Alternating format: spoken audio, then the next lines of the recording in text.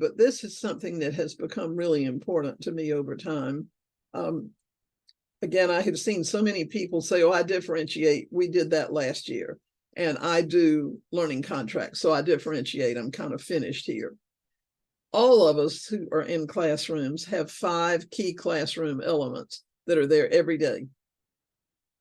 And if we want to do the best that we can for students, every one of those elements has to have 2 attributes.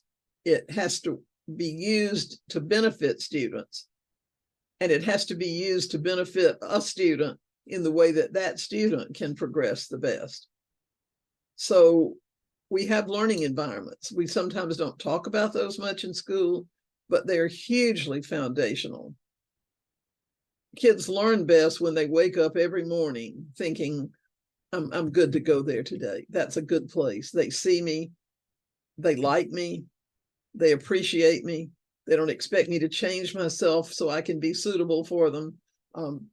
I'm challenged really hard, but there's a support system. If I work at it, I can usually see success.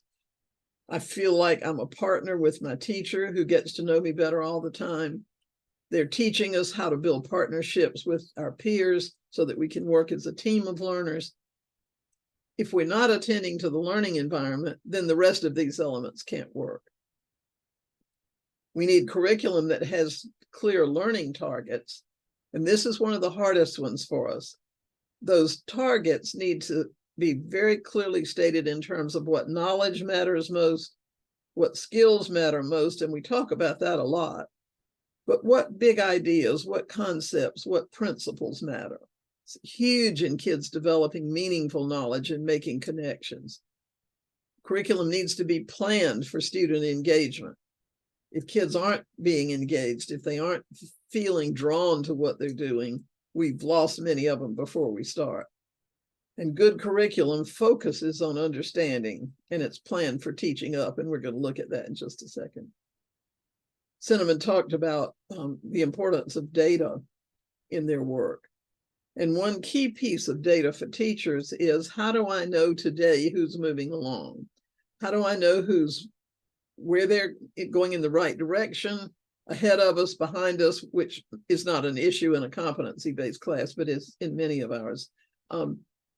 It's important for us to know where a student should be going and where that student is along the journey so that we can make adjustments in what we're doing with and for that student, and to help the student get so that they understand how to track their progress. Here's what I'm aiming for. Here's what I've been doing. Here's how it's going. Here's some things I can do to get better. In many schools, formative assessment is either missing in action or kind of close to that. Our instruction needs to be dynamic, collaborative, active, focused on teaching up, in clear alignment with the KUDs. And and this last one, I'm quite sure folks have become adept at where they are now in working with this competency-based thing. How do I handle a classroom where everybody's not trying to do the same thing all the time? How do I find time to get to the students? What do they do if they need to have help and I'm not standing right there? How do we make sure they're getting the materials they need and that those get put back like they should? What do we do to help kids understand why they're working as they're working in a classroom? Working with these things, to me, is the essence of differentiation. And what we're hoping for is that this is how our classrooms work. Environment turns with curriculum and assessment and instruction, and all that is bounded by a teacher's leadership of kids and ability to work with those students to make classroom routines work. For me, that's what differentiation is, and I believe I hear a really lot of this in what Cinnamon and Melissa are talking about.